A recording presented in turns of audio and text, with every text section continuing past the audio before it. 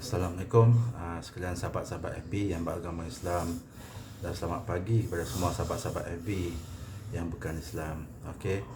Hari ini hari Isnin. Hari ini saya akan bercakap lagi tentang berkaitan dengan saka perketurunan ya, yang dipanggil Ikatan Saka Keturunan. Okey. Hari itu saya cakap tentang bab pertama ya, apa itu saka keturunan dan kaitannya dengan seseorang itu. Hari ini kita akan cakap tentang kesamaan antara jin saka, persamaan dengan jin sihir, persamaan dengan jin-jin liar atau penggelandangan, dan persamaan antara jin-jin keilmuan ya. Jin tetap jin ya, macam manusia juga ya. Sama saja, mempunyai fitrah semula jadi dan nafsu macam manusia jugalah, sama saja ya. Ada orang beranggapan bahawa jin itu berbeza-beza antara jin saka, jin sihir, jin keilmuan ataupun jin liar ataupun gelandangan. Okey. Kadang-kadang tu terjadi banyak situasi ya, bila terjadinya permasalahan mistik antara kepada pesakit-pesakit gangguan mistik. Okey. Mungkin ada yang beranggapan bila berlakunya sesuatu gangguan, kebanyakan orang mentarifkan sebagai gangguan biasa, ataupun banyak orang mentarifkan gangguan sihir. Kebanyakan daripada pengalaman saya lah, kebanyakan kes-kes yang didakwa ataupun didiagnosis sebagai sihir boleh jadi juga kadang-kadang berlaku pada jin-jin keturunan ya. Okey, contoh ya. Ini adalah pengalaman saya ya, yang saya telah lalui ya. Bukan nak menidakkan perawat-perawat lain ataupun pihak-pihak lain dari segi perawatan ya. Kadang-kadang bila seseorang pesakit itu telah lama, contohnya dikatakan sebagai sihir ya, dikatakan disihir ataupun khianat orang.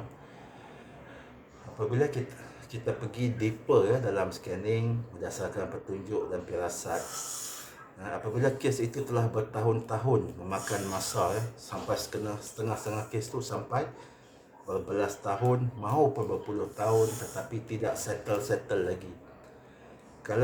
Kalau sembuh pun ataupun bebas daripada gangguan hanya bersifat sementara saja. Ulangan kes akan berlaku semula pada pesakit tersebut, dan banyaklah wang ataupun perbelanjaan dihabiskan untuk merawat, daripada seorang perawat ke seorang perawat yang lain, hingga beribu-ribu, malah berpuluh-puluh ribu pun ada. Okey, ini berdasarkan pengalaman saya ya. Ada kalanya bila kes itu didiagnosis ataupun di-scan sebagai masalah sihir, apabila dia telah berlaku pada jangka masa yang lama, berpuluh-puluh tahun, maka wajarlah apabila seorang pesakit ataupun waris pesakit itu beralih kepada perawat-perawat lain. Seandainya ada perawat yang terkini itu menyatakan ia bukan daripada sihir, maka kita kenalah bersedia untuk menerima pandangan tersebut. Okey, dan bagi kepercayaan pada perawat tersebut yang menyatakan ia bukan daripada sihir. Okey, mungkin pengalaman yang lalu bagi seseorang waris atau pesakit, katakanlah ada 10 orang perawat katakan ia berpunca dari sihir. Tiba-tiba datang perawat yang ke-11 menyatakan ia berpunca daripada asbab jin keturunan ataupun pewarisan saka keturunan, maka bagi peluang pada perawat tersebut. Okey, tak salah pun kita cuba bagi peluang pada perawat tersebut untuk melaksanakan apa yang dia katakan itu hasil scanning ataupun ilham yang Allah Ta'ala bagi pada dia tentang punca masalah tersebut. Okey, kadang-kadang kita lupa satu perkara ya. Kadang-kadang bila tok nenek kita ya, ataupun nenek moyang kita, kadang-kadang mereka adalah daripada golongan tertentu, seperti pengamal persilatan yang tertentu ya, bukan semua ya. Saya ulang yang tertentu, bukan semua. Dan ada juga di kalangan tok nenek kita yang mempunyai kebolehan dari segi perawatan, merawat pesakit-pesakit mistik, mengurut orang. Ada yang pandai dalam perbidanan dan macam-macam lagi lah. Kadang-kadang mereka ini mempelajari sesuatu keilmuan yang tertentu ya, yang mempunyai dampingan ataupun khadam keilmuan ataupun diistilahkan sebagai penjaga keilmuan tertentu ya. Okey, yang boleh dikategorikan sebagai ilmu-ilmu yang menggunakan pengapit ataupun pendamping, ataupun dikategorikan sebagai ilmu-ilmu yang isim ya, ilmu yang berkhadam ya. Ilmu-ilmu ini kebanyakannya mesti ada dampingan, mesti ya. Okey. Contohnya saya bagi contoh seperti mana dalam bacaan posting ke atas tu, sahabat-sahabat boleh baca ya. Jika ada seorang, katakanlah seorang nenek moyang itu mempunyai kemahiran dari segi bomo santau, kita katakanlah dia ada bomo santau dia ada kemahiran dari segi menyantau orang. Bukan nak, ini sebagai contoh saja ya, bukan nak kata pada sesiapa pun, bukan nak kaitkan dengan sesiapa pun, ini sebagai contoh mudah untuk kefahaman sahabat-sahabat semua ya. Katakanlah moyang kita ini mempunyai keilmuan santau, keilmuan sihir lah kan. Okey. Pada era zamannya, mungkinlah kita kata pada abad ke-19, awal abad ke-19 ke, ataupun pada awal abad penghujung abad ke-18 ya. Kerja dia menyantau orang je, santau sana santau sini, dia ambil upah. Ada orang nak cari dia, nak santau orang akan cari dia. Okey, so dia pun akan buat kerja dia. Okey, itu contoh ya, bukan aibkan sesiapa ya. Okey, biasanya bomo-bomo santau ni kebanyakan menggunakan jin dari jenis ras bajang, kebanyakan ya, ras bajang. Jin bajang adalah satu jin kafir yang boleh dikatakan kuat, mantap dan ganas lah dari segi perilaku ataupun fitrahnya ya. Dan satu jin yang berenergi negatif yang sangat berbisa. Jin bajang ni hasil pengalaman saya lah dalam handle kes-kes sihir sebegini ya. Pernah sekali jin bajang itu berada pada jarak lebih kurang 10 kaki daripada saya ya, jarak dia. Dan saya pada ketika itu setelah merasa badan saya panas di bahagian kulit dan mulai terasa gatal-gatal ya. Okey, ini menunjukkan aura negatif jin bajang sangatlah kuat dan berbisa. Cuba bayangkan kalau jin itu sudah masuk ke dalam badan kita dan berjalan ataupun bergerak dalam saluran darah kita. Pasti efek ataupun kesan daripada energi negatif itu akan bertambah kuat. Mungkin kita akan timbul bintat-bintat, gatal-gatal ya, yang secara yang nyata lah penzahiran dia. Mungkin kita akan rasa lemah-lemah badan, bisa-bisa badan kan, akan rasa macam lemah-lemah badan kan? Itu menunjukkan jin bajang adalah satu jin yang sangat berbisa, yang kebiasaannya tok bomo santau menyimpan jin-jin sedemikianlah dalam melaksanakan kerja-kerja bid'ah dan kerja-kerja syirik tersebut. Kebiasaannya begitulah. Okey, itu adalah cerita tentang jin bajang dan tuannya ya. Katakanlah pada suatu masa, sebelum tu kita tengok penjagaan jin-jin bajang ataupun menurut keilmuan seseorang individu atau seseorang tok bomo tersebut, biasanya dia ada adab dan ada pantang larang dan etika yang harus dipatuhi dari segi perjanjian ataupun penjagaan jin bajang tersebut ya. Okey, contohnya mungkin tiap-tiap seminggu, tiap-tiap masa bulan mengambang ya, biasanya pada 13, 14 atau 15 bulan Melayu kena bagi darah ayam ke ataupun darah dia sendiri kan, yang dititiskan kepada pulut kuning ke, ayam panggang ke kan. Ada yang letakkan dalam periuk tanah kan, tiap-tiap bulan mengambang dititiskan darahnya, ataupun digantikan dengan darah haiwan seperti darah ayam, darah lembu ataupun darah kambing, kemudian ditelangkupkan ke dalam tanah. Itu contohlah. Ada yang dipasang lilin dan macam-macam lagi lah ritual-ritual bid'ah untuk sebagai apa? Sebagai imbalan kepada jin bajang tersebut ya. Biasanya manusia berumurnya pendek, tapi jin umurnya panjang. Okey. So apabila sampai masanya meninggal, tok umurnya akan meninggal. Okey. Dan meninggal. Dan ada yang setengahnya mewariskan kepada anak-anak mereka untuk meneruskan kesinambungan pewarisan jin bajang tersebut ya. Tapi ada yang tak kesampaian untuk mewariskan jin bajang tersebut kepada anak-anak atau waris mereka atau sesiapa yang ingin sudi menerimanya lah. Apabila tidak diwariskan secara resmi, jin-jin bajang itu kebiasaannya akan menuruti ataupun mengikut anak-anak Tok Bomo tersebut, sama ada mereka suka atau tak suka, ataupun sama ada mereka terima atau tak terima, dia akan menuruti atau mengikuti kehidupan anak-anak ataupun waris-waris tersebutlah. So daripada satu generasi ke generasi dia akan ikut. Daripada anak dia akan ikut ke cucu yang satu pertalian darah ya. Contohnya anak Tok Bomo ni seorang lelaki ya. Apabila dia berkahwin dengan seorang wanita, maka anak daripada hasil perkahwinan tersebut akan mempunyai sanad ataupun akan mempunyai ikatan saka ataupun tapak saka, dan jin bajang tersebut akan mengikuti anak-anak pasangan tersebutlah.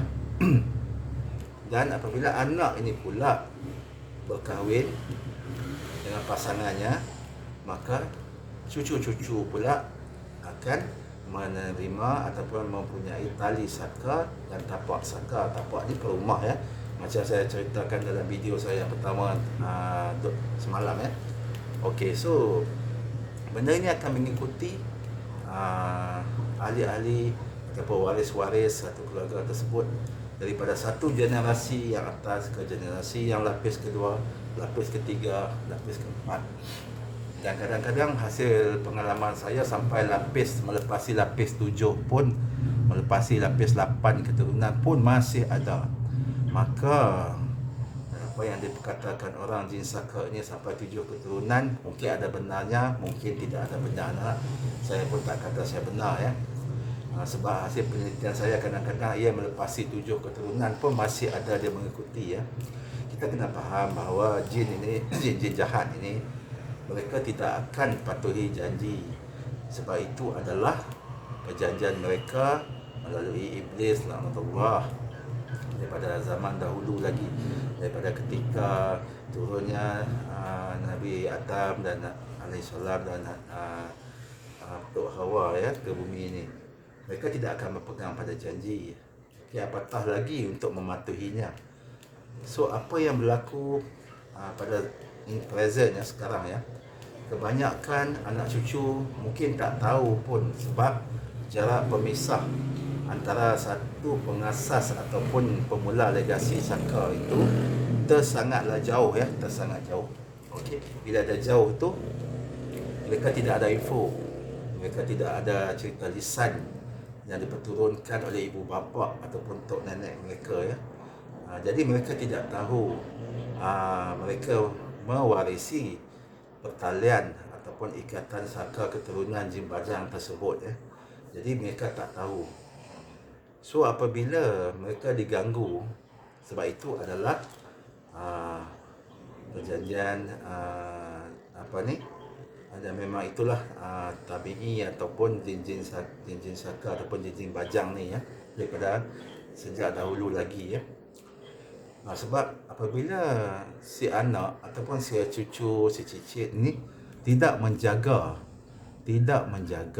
anak cucu, adab-adab ataupun kehendak dari segi perjanjian pendiri saka tersebut, maka secara tak langsung mereka akan menerima onar ataupun gangguan daripada jin-jin bajang tersebut. Jin saka ni bukan seekor ya. Banyak orang ingat seekor, kadang-kadang melebihi sampai berpuluh ekor, ratusan ekor pun ada. Sebab kita kena ingat bahawa jin adalah makhluk yang bermasyarakat dan mereka juga ada misi. Jin-jin jahat ni mereka ada misi dan mereka ada matlamat dalam menyesatkan dan mengganggu manusia daripada bermulanya perjanjian tersebut hinggalah ke akhir zaman. Dan itulah perjanjian antara iblis laknatullah satu ketika dahulu ya. Okey, berbalik kepada tu. Kebanyakan kes-kes ini bila di scan kan, memang mereka info yang mereka ada tentang pewarisan saka memang tidak ada lah, sebab satu jarak yang jauh bila dah jauh itu info yang mereka sampaikan kepada perawat pun terhadlah infonya. Mereka tidak ada mengaitkan tentang saka, dan perawat pun kadang-kadang bila scan mereka akan menerima petunjuk ataupun ilham berdasarkan tahap keilmuan dan ketentuan daripada Allah Ta'ala. Okey, kita bukan nak menidakkan perawat-perawat lain ya. Masing-masing ada tingkat keilmuan masing-masing. Serupalah dengan saya. Saya pun ada tingkat keilmuan saya yang tertentu. Setiap perawat ada kelebihan dan kekurangan masing-masing. So, tapi kita fikirkan sesuatu begini ya. Apabila kes itu telah berlanjutan berpuluh-puluh tahun, maka kadang-kadang kita kena keluar daripada kotak pemikiran yang lama, melihat daripada persepsi yang baru ya. Kalau sudah 20 tahun, 30 tahun dirawat atas dasar gangguan sihir, tetapi masih lagi berlaku ulangan kes kepada pesakit, malah kepada waris-waris mereka yang bawahan pun, maka kita kadang-kadang kita kena keluar dari paradigma itu dan cuba melihat daripada skop ataupun aspek-aspek lain ataupun aspek-aspek sampingan yang lain. Kita tidak boleh mengandaikan selama 20 atau 30 tahun itu puncanya daripada sihir. Memang kadang-kadang tak dinafikan ia sihir, tetapi ada kalanya kita kena cuba melihat daripada skop ataupun persepsi yang lain. Okey, jin bajang. Mungkin kita tengok daripada persepsi begini ya. Okey, pada ketika moyang ataupun pendiri saka tersebut, dia adalah seorang Tok Bomo ya, yang mewarisi yang mempelajari atau memperolehi jin bajang tersebut menerusi tata cara ataupun kaedah keilmuan dia, jin dampingan keilmuan dia ya. Kita cakap macam ilmu santau contohnya. Tapi apabila dia sudah tidak ada di dunia ini, automatik jin bajang tersebut bertukar fungsinya daripada jin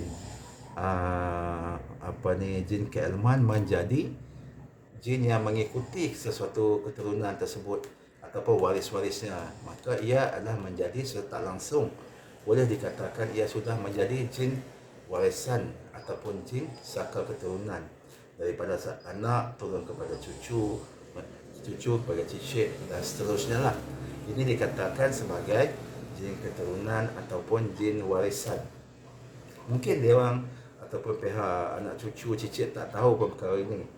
Sebab itu bila kita fikir apabila sesuatu kes yang didasari dirawat atas dasar sihir, dia tak orang lah bertahun-tahun tak selesai, maka kita ada kalanya kita cuba tukar persepsi kita, cuba tukar minda kita ini, mencuba atas dasar saka, atas dasar pewarisan saka, ataupun bila ada perawat yang kata ia berpunca daripada gelandangan kan, ataupun daripada contohnya selanjutnya daripada jin yang menetap menumpang dalam rumah dan sebagainya lah. Kita kena keluar daripada paradigma tu. Kita tidak boleh daripada satu generasi ke satu generasi masih mengandaikan sihir yang tidak ada kesudahan. Memang betul kadang-kadang ya sihir, tapi ada kalanya kita mencuba sesuatu yang baru, satu situasi yang baru. Berbalik perkara tadi ya, let's say dah 10 orang perawat yang bersilih ganti menyatakan sihir, datang ke perawat yang 11 dia mengatakan saka. Okey, setengah orang tak boleh terima tentang perkara tersebut dan menyatakan dah ramai dah perawat dulu yang duk kata sihir, macam mana awak boleh kata saka?